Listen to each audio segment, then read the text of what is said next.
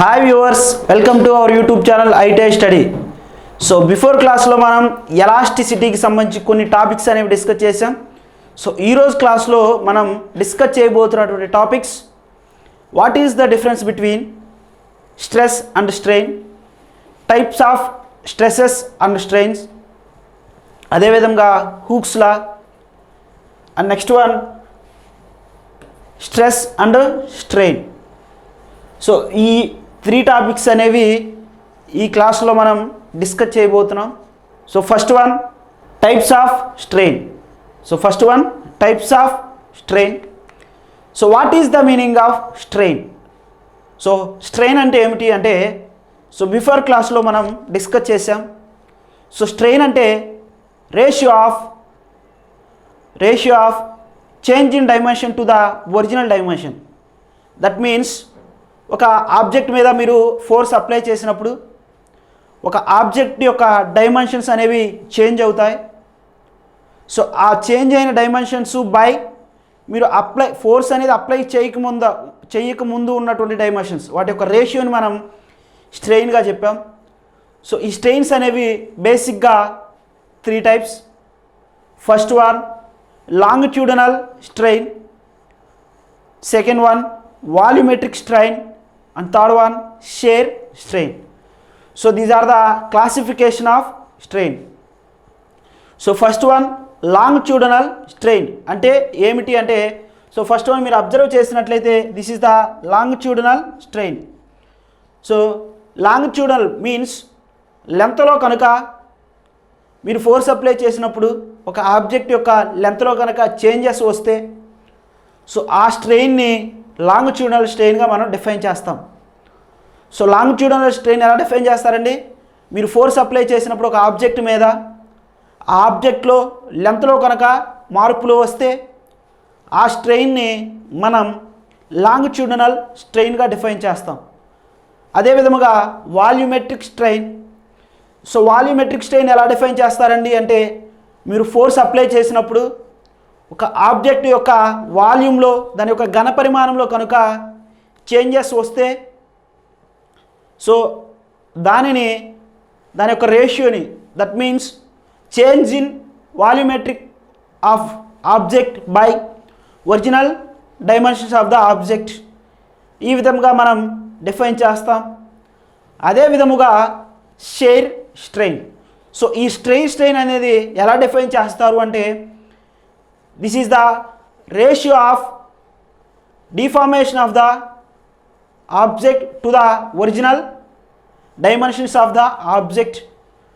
So అంటే deform అయినటువంటి object యొక్క dimensions by original dimensions of the object. ఆ డిఫార్మేషన్ ఎలా ఉండాలి అంటే, deformation is perpendicular to the object or perpendicular to the line of the object rather than parallel to it అంటారు.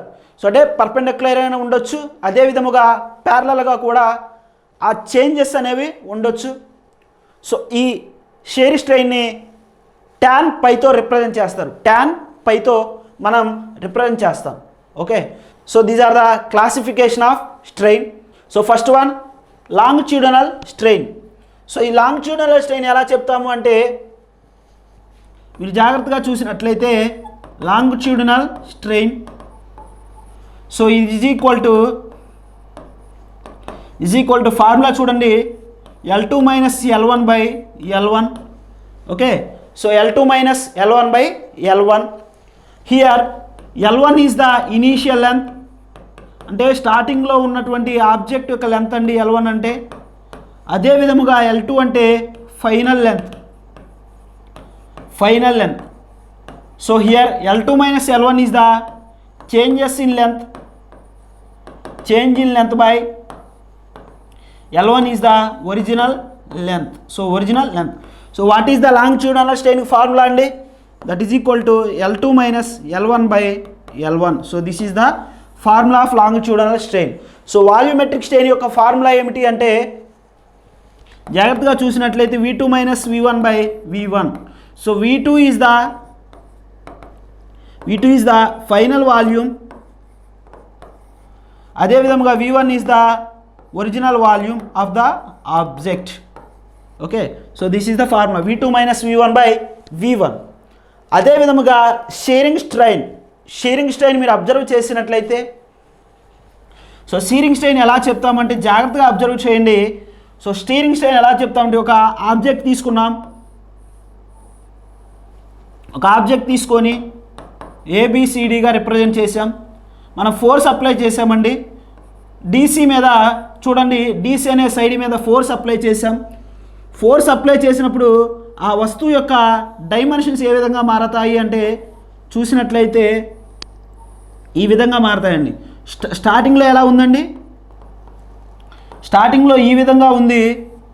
Okay, so apply చేసినాక ఈ విధంగా మారిపోయింది. సో ఇక్కడ యాంగిల్గా తీసుకున్నట్లయితే ఏబిసిడి. ఓకే, సో ఏబిసిడి స్టార్టింగ్లో. తర్వాత మనం ఫోర్స్ అప్లై చేసినాక దాని యొక్క లెంత్ అనేది ఇక్కడ చూడండి, డి కాస్త డి డాష్ అయింది, సి కాస్త సి డాష్ అయింది. అంటే ఇక్కడ లెంత్లో మార్పు వచ్చింది, లెంత్లో దాని యొక్క డైమెన్షన్స్లో మార్పు వచ్చింది. సో మీరు అబ్జర్వ్ చేసినట్లయితే డి కొంచెం డి డాష్ అయింది, సి కాస్త సి డాష్ అయింది. ఇటు ఒక యాంగిల్ పైగా తీసుకున్నట్లయితే so shearing strain is equal to చూడండి సిసి డాష్ బై బీసీ, అదే విధముగా DD dash by AD. So మీరు దీని వరకు తీసుకున్నట్లయితే ఇదేమవుతుందండి, ఒక ట్రయాంగిల్ అవుతుంది. ఒకసారి మీరు చూసినట్లయితే ఇది ట్రయాంగిల్ అవుతుంది. ఏడి డాష్ అదే విధముగా బీసీసీ డాష్ ఇక్కడ యాంగిల్ రిప్రజెంట్ చేసాం, ఫైవ్గా రిప్రజెంట్ చేసాం. జాగ్రత్తగా అబ్జర్వ్ చేయండి. ఇక్కడ tan phi రాయండి. tan phi ఫార్ములా ఏమిటండి, tan phi is equal to opposite side by adjacent side. So what is the opposite side, DD dash by adjacent side ఎంతండి, AD. So అదే విధముగా CC dash by BC. So here shearing strain ఏంటండి, important. Shearing strain is equal to tan phi. Okay, so these are the classification of strain. Okay, so మనం ఇక్కడ గుర్తుంచుకోవాల్సింది ఏమిటి అంటే formulas. Longitudinal strain L2 minus L1 by L1, volumetric strain V2 minus V1 by V1, shearing strain tan phi. So these 3 formulas are important. Next one, types of stresses. So what is the stress? Stress means మనం ఏదైనా కానీ force apply చేసినప్పుడు ఆ వస్తువులో force అనేది apply చేసిన force by area of cross section, దాన్ని మనం స్ట్రెస్గా డిఫైన్ చేసాం. సో స్ట్రెస్ అప్లైడ్ ఫోర్స్ అనే object to the area of cross section. So that means stress is equal to rho is equal to F by A. Here F is the force applied on a object, A is the area of cross section of the object. Okay, stress rho, stress ని ఎలా denote చేస్తారండి, rho. అదే విధముగా stress is equal to force by area, అంటే ఒక వస్తువు మీద apply చేసినటువంటి force by area cross section of the object. So that is the వాటి యొక్క రేషియోని మనం స్ట్రెస్గా డిఫైన్ చేస్తాం. Stress formula. సో స్ట్రెస్సెస్ ఎన్ని రకాలు అంటే stresses are 3 types. First one tensile stress, compressive stress, and third one shearing stress. So first one మనము టెన్జైల్ స్ట్రెస్ గురించి మనం డిస్కస్ చేద్దాం. So what is the meaning of tensile stress? For suppose ఈ diagram మీరు observe చేసినట్లయితే here this is the force, this is also force. 2 forces అనే object ఒక వస్తువును తీసుకొని 2 forces అనేవి ఆపోజిట్ డైరెక్షన్లో కనుక మీరు అప్లై చేసినట్లయితే ఆ వస్తువు యొక్క డైమెన్షన్స్ అనేవి చేంజ్ అవుతాయి. సో ఆ applied force along the line axis. This means so ఈ రెండు చూడండి, ఇదొక హ్యాండ్, దీన్ని ఇట్లా మీరు ఫోర్స్ అప్లై చేసినట్లయితే అవుట్వర్డ్స్, అంటే ఇది ఇటు సైడు అది అటు side, opposite towards, opposite apply చేస్తున్నాం. సో ఆపోజిట్ అప్లై చేసినప్పుడు దానిలో దాంట్లో టెన్షన్ డెవలప్ అవుతుంది. ఓకే, సో ఆ టెన్షన్ వల్ల ఏర్పడేటటువంటి స్ట్రెస్ను మనం టెన్జైల్ స్ట్రెస్ అంటాం. ఓకే, అంటే మనం ఫోర్స్ అనేది ఒక వస్తువు మీద ఆపోజిట్ డైరెక్షన్లో అప్లై చేసినప్పుడు అలాంగ్ ద యాక్సిస్ అప్పుడు టెన్షన్ డెవలప్ అవుతుంది. ఆ టెన్షన్ వల్ల ఏర్పడేటటువంటి స్ట్రెస్నే మనం టెన్జైల్ స్ట్రెస్గా డిఫైన్ చేయొచ్చు. Okay, so next one compression stress.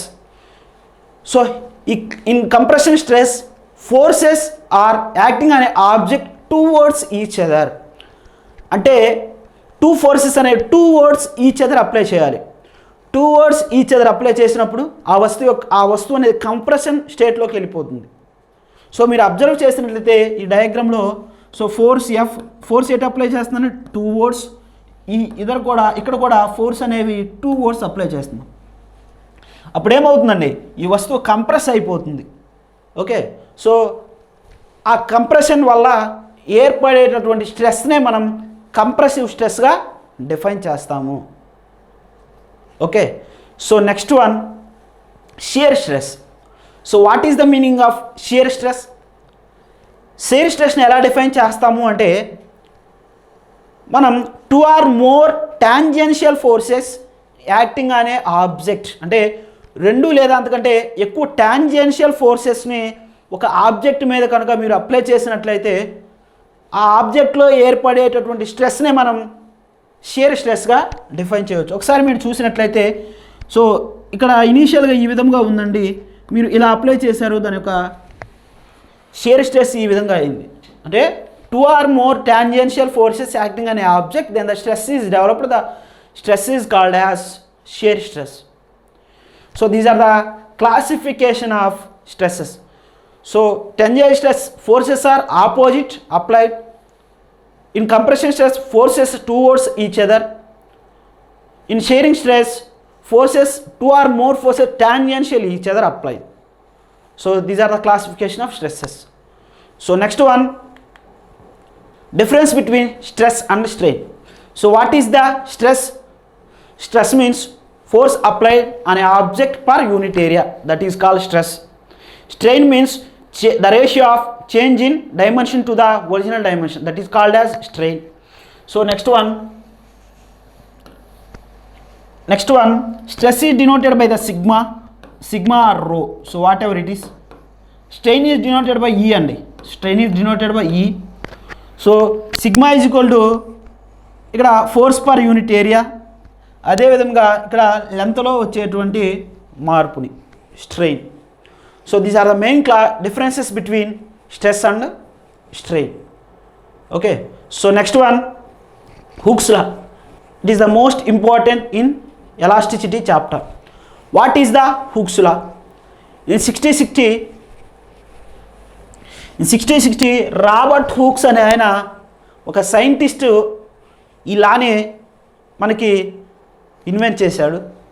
ఇలా ఏం చెప్తుందంటే within elastic limit, that means elastic లిమిట్లో within elastic limit the stress is directly proportional to the strain. అంటే స్ట్రెస్సు అప్లై చేసేటువంటి స్ట్రెస్సు స్ట్రెయిన్కి డైరెక్ట్లీ ప్రపోర్షనల్ ఉంటుంది.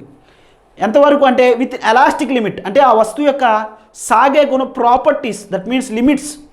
Suppose ఏదైనా కానీ ఒక సాగేటువంటి వస్తువు తీసుకున్నారు, ఆ వస్తువును మీరు ఎలాస్టిసిటీ అప్లై, దట్ మీన్స్ సాగదీశారు.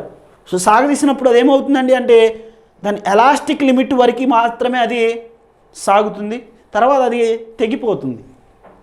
అంటే ఈ రాబర్ట్ హుక్స్ ఏం చెప్పాడండి, ఈ స్ట్రెస్ అనేది ఎలాస్టిక్ లిమిట్లో మీరు అప్లై చేస్తే, ఫోర్స్ అప్లై చేసినప్పుడు ఏర్పడేటటువంటి స్ట్రెస్ అనేది స్ట్రెయిన్కి డైరెక్ట్లీ ప్రపోర్షనల్లో ఉంటుంది అని చెప్పాడు.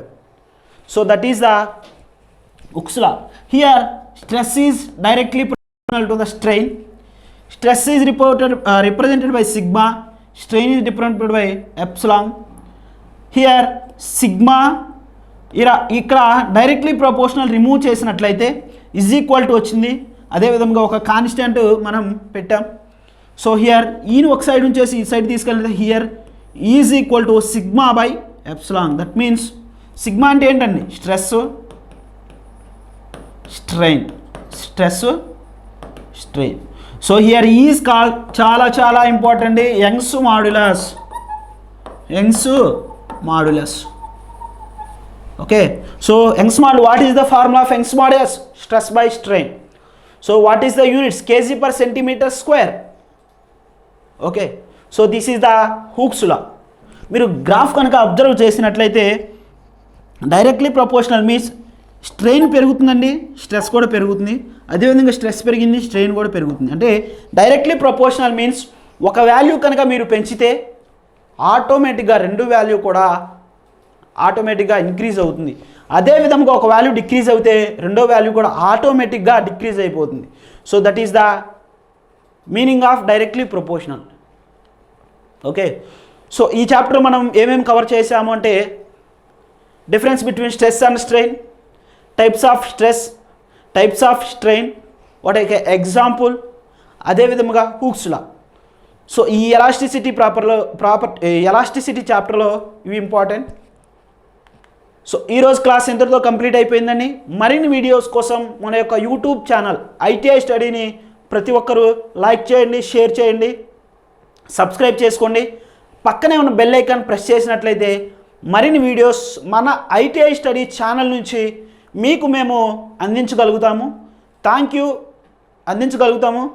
You for watching ITI study.